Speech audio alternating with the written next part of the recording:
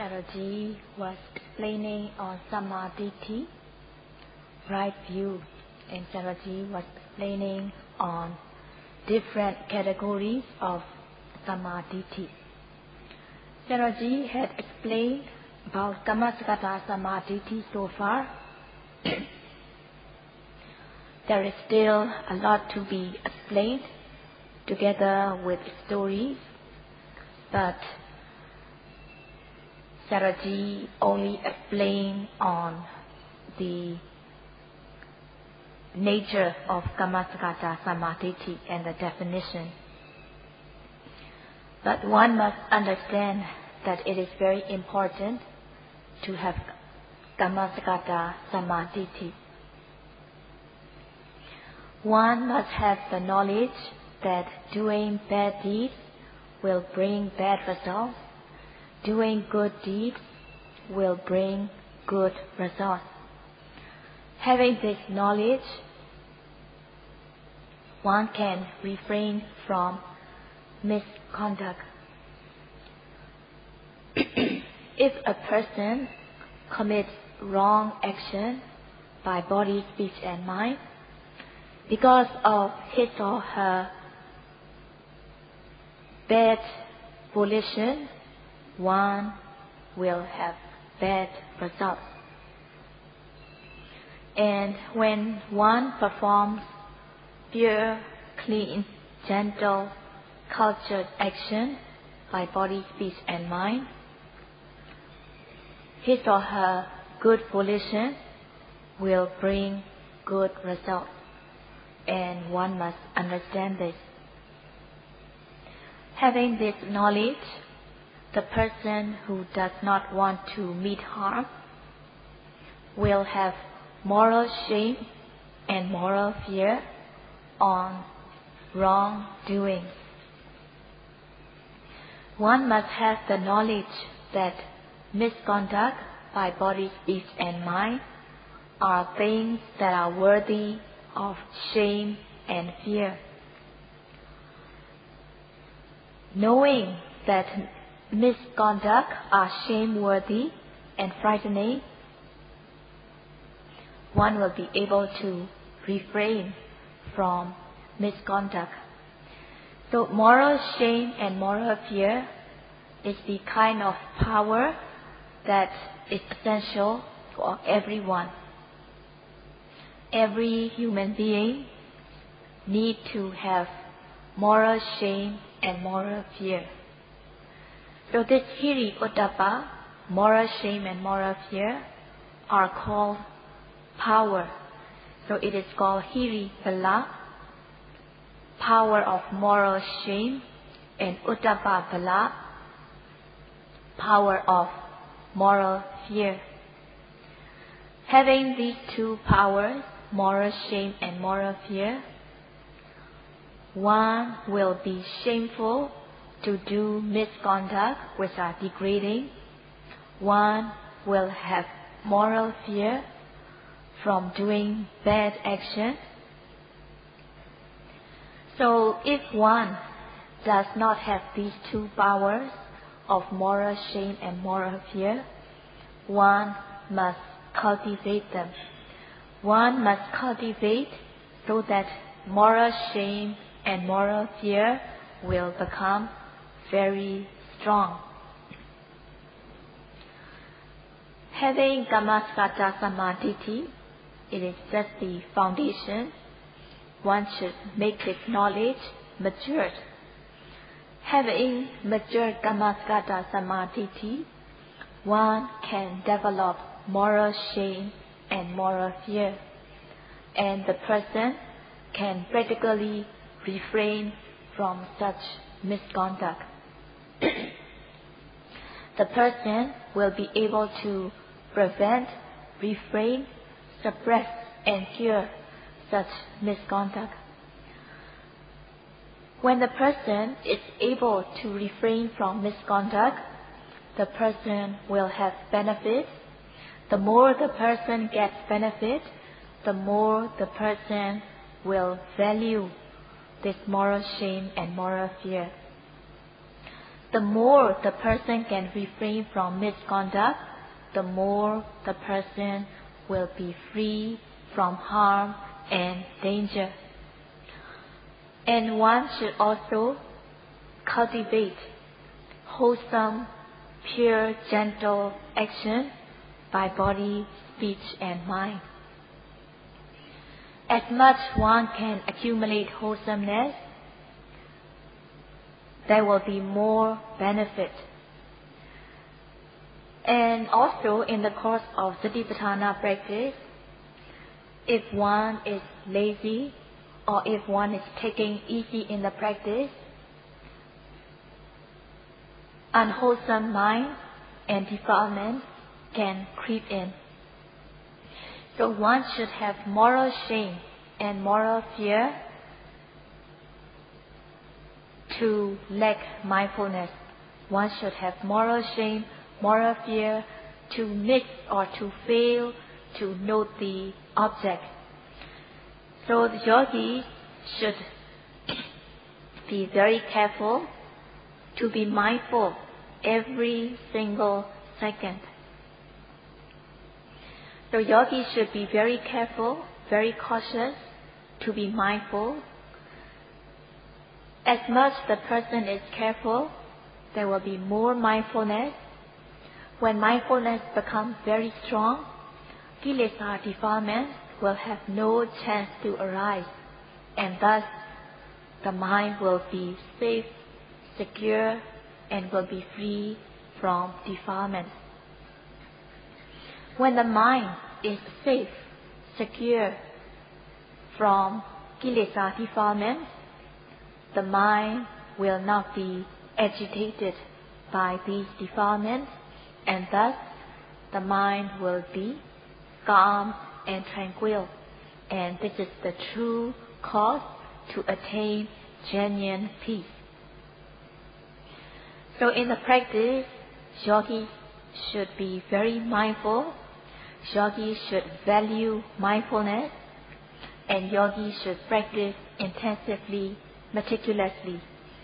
In order to encourage the yogis to practice respectfully, meticulously, Sayadaw has been explaining about this with metta, loving kindness. One should have moral shame and moral fear on wrongdoings by body, speech, and mind. And one should refrain from these misconduct. One should refrain from these misconduct oneself. No other person can refrain from misconduct on behalf of him or her. And Creator will not be responsible for one's wrongdoings. If a person commits misconduct, his or her bad volition will give result. So there is no such thing that bad volition will not bring result. So whatever bad deed one has done, it will be his or her own possession, and it will give bad result. If one will give one bad deed to the other person, it will not be fair, and it cannot be done so. As much one can accumulate good conduct by body, speech, and mind, stage by stage, the more benefit one will get. So one should keep one's body, speech, and mind pure, clean, and gentle, and this must be done by himself, by herself. Developing knowledge should also be done by the person. No other person can do it for him or for her. And no creator can give the person like a present, take this, take that. It cannot be given. So it is the person who must purify one's body, speech and mind. No creator can take responsibility for one's actions. If the person has done wrong things, it is not the responsibility of the Creator. The Creator will not be responsible for the person's wrongdoing. If a person is depending on Creator, the person will not have the mental powers of moral shame and moral fear on wrongdoings.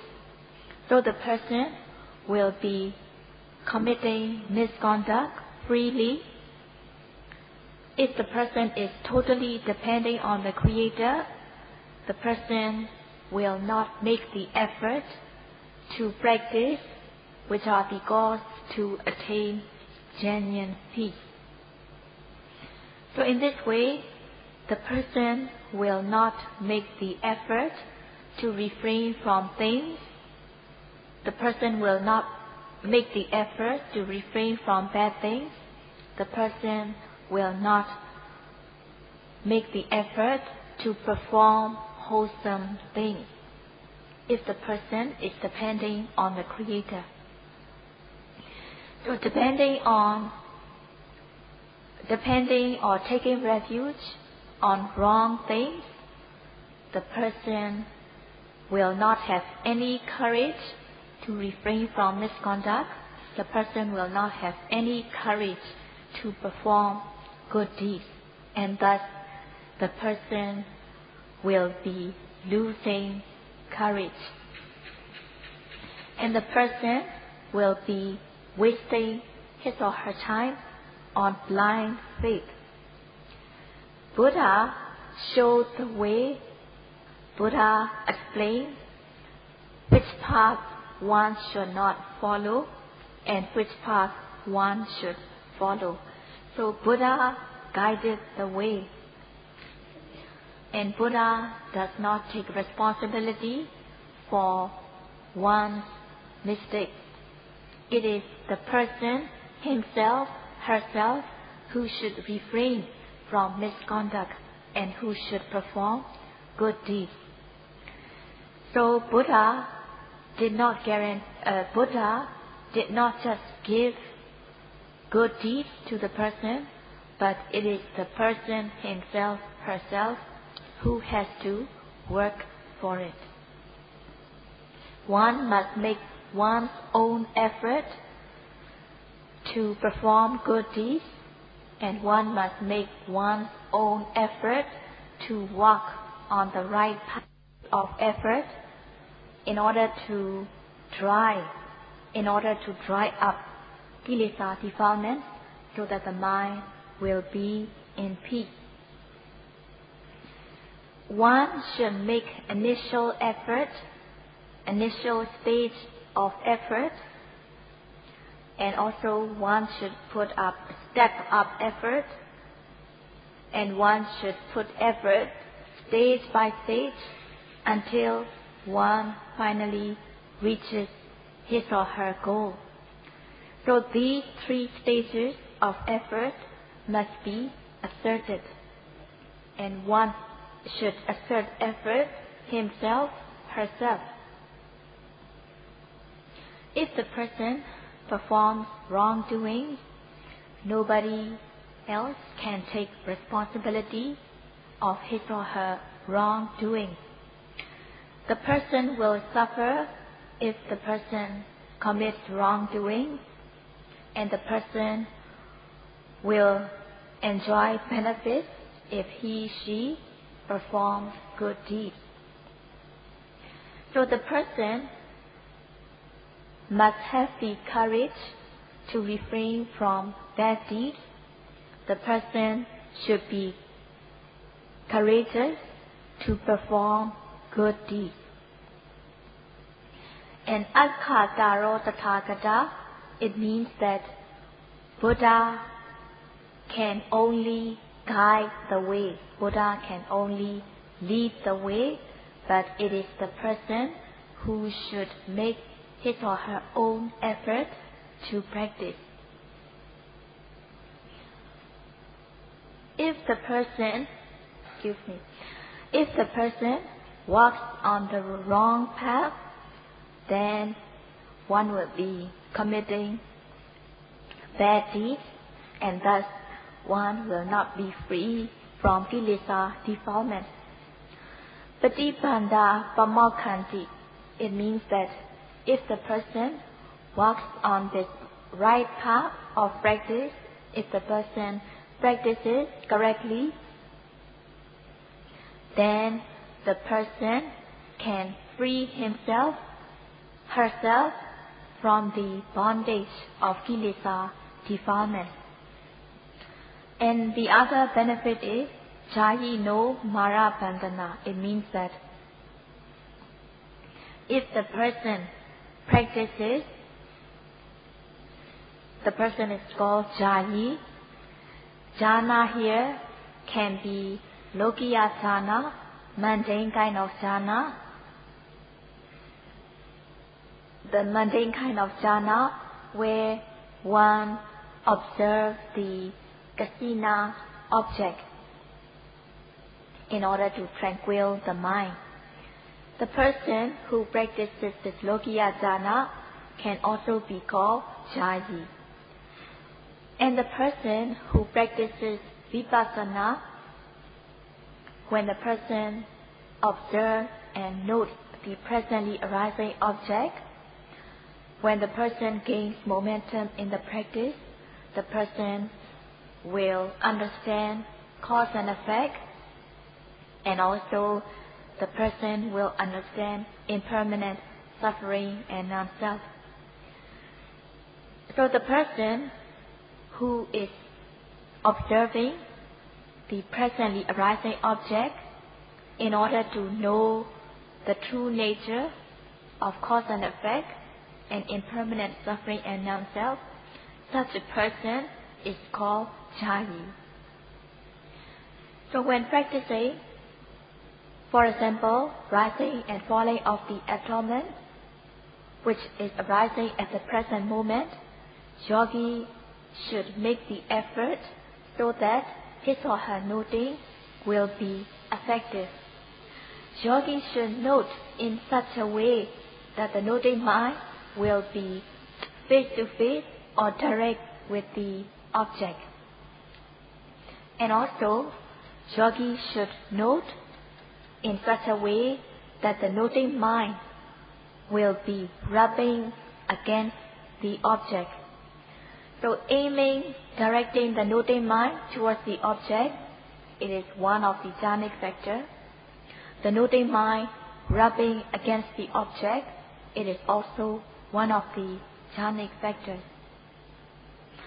As the yogi practices on, yogi gains concentration, samadhi, and as the yogi develops samadhi, yogi also develops knowledge, discerning mind and matter, and also yogi discerns cause and effect, and also impermanent suffering and non-self.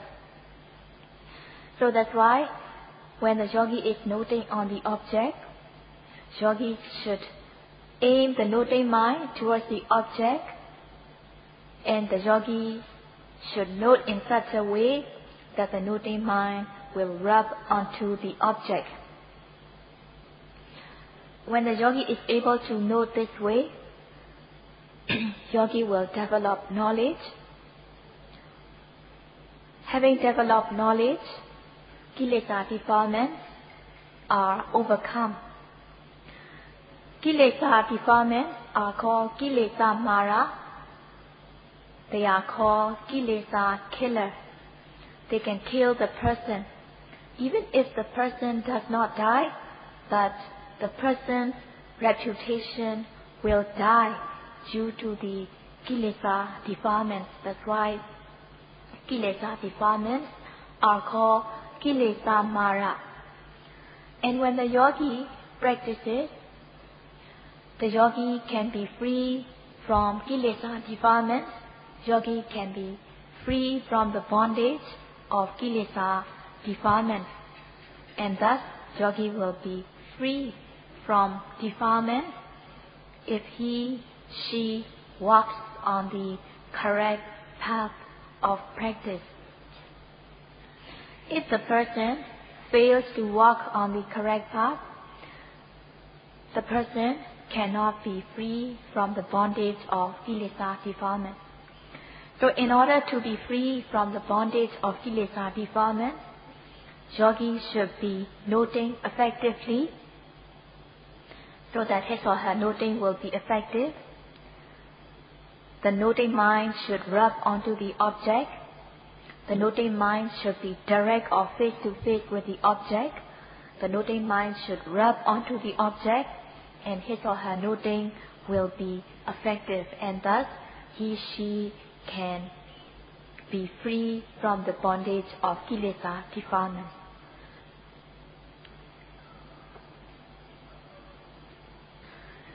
Buddha himself walked on this correct path. Buddha purified his body, speech and mind. And Buddha practiced Sila Samadhi Panya, and he was endowed with Vidya, knowledge, and he was also endowed with Jarana, moral conduct. That's why it is said Buddha had this quality, Vidya Jarana Sampanna, meaning that Buddha was endowed with knowledge and moral conduct. Buddha, having omniscient knowledge, Buddha could lead beings, what beings should perform and what beings should refrain. Out of this omniscient knowledge, Buddha could teach the beings that beings should perform good deeds and beings should refrain bad deeds. So Buddha was endowed with knowledge and moral conduct, and Buddha had great compassion towards beings. It's called Mahakaruna. Buddha had great compassion. Buddha wanted the beings to be free from suffering. Buddha did not want beings to suffer. Having knowledge, Buddha showed that doing good deeds will bring benefit. Doing misconduct will bring harm. With great compassion, Mahakaruna, Buddha showed the way how one should purify one's body, speech and mind, and Buddha prohibited wrongdoing. Having knowledge, Buddha could lead the way to the beings. Having karuna, having great compassion, Buddha gave guidance, and also Buddha set discipline so that beings will not meet harm. So Buddha showed the way so that beings can walk on the correct path. So there are two things: saving others and freeing oneself. Among these two, which is more important? Some people believe that it is more important to save others than to free oneself. So some people, they themselves do not practice, do not take much time to practice in order to fulfill paramis, but they are doing social welfare as a Buddha to be. So instead of practicing Sila, Samadhi, Panya, instead of practicing morality, concentration, and wisdom for themselves, they are spending much of their time doing social work. When they are spending much of their time doing social work instead of practicing Sila, Samadhi, Panya, they cannot free themselves from the defilement. So Sayadaw explained that about 15 years ago, Sayadaw was on a Dhamma trip abroad. So Sayadaw was in a place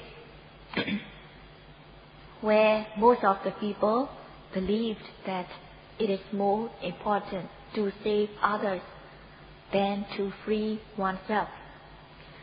So when Sayadaw met this group of people, Sayadaw asked which was more important, whether it is more important to save others or to free oneself. So what they replied was, both was important. But what Sayadaw had heard before was that these people, they believe that saving others is more important. But when Sayadaw arrived, maybe they probably know what Sayadaw believed. So they say both was important. Both were important. So Sayadaw asked, which is more important? So they were at first reluctant to answer which was more important, whether to save others or whether to free oneself. So Sayadaw gave an example to explain. If two people are sunk in the mud to the neck or to the nose, and if one of them tells the other, I will save you, will it be possible? So they say, no, it's not possible because both of them are sunk to the neck level. So what it has to be done is that one has to free himself out of the mud, one has to struggle himself out of the mud. Only if one is totally free from mud can he save the other, or can he give the way how to struggle out of the mud. So with this example, it is obvious that one should save oneself first, then only after she had freed himself, herself, she will have the necessary circumstances to save the other. So practicing Satipatthana meditation is freeing oneself from kilesa defilement.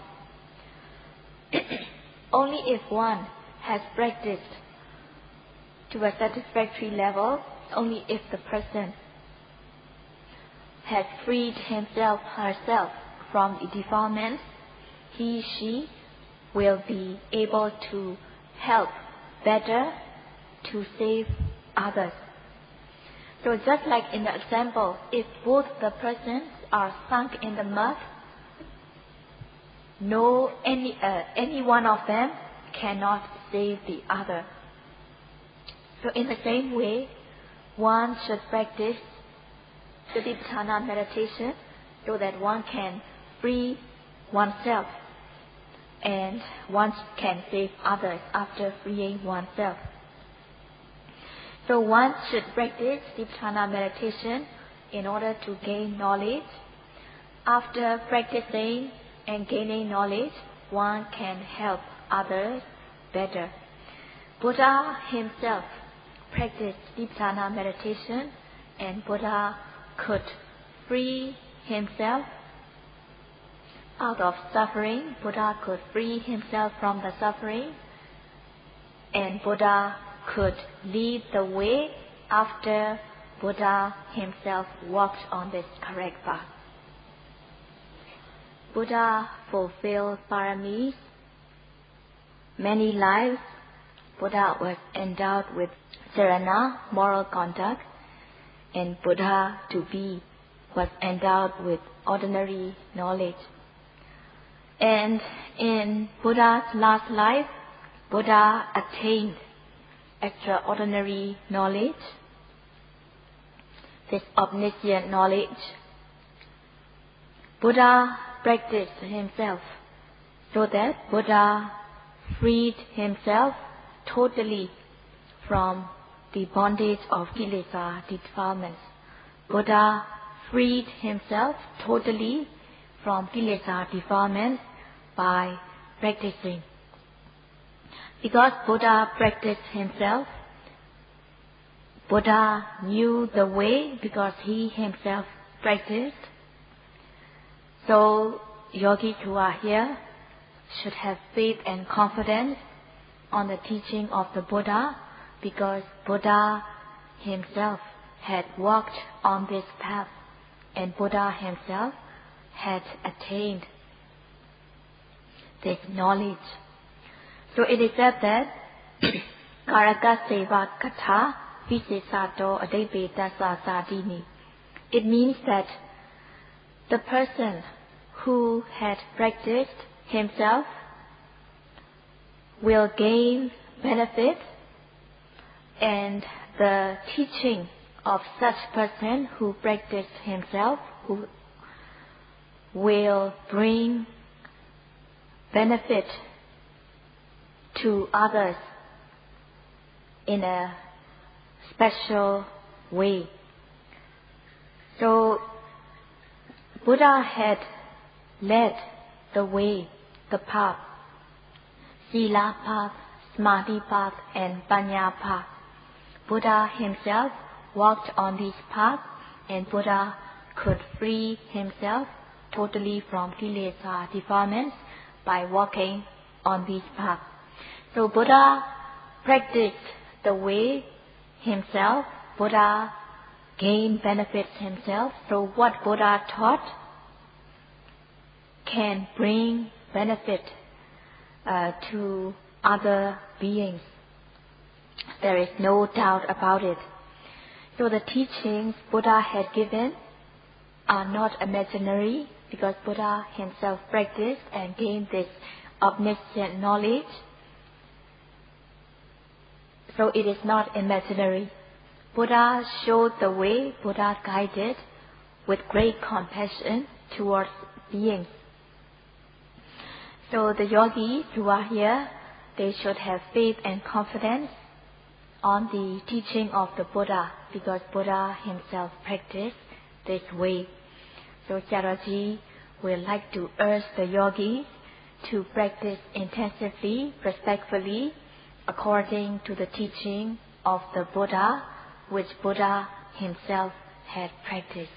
The teaching of the Buddha, which Buddha himself had practiced. The teaching of the Buddha, which Buddha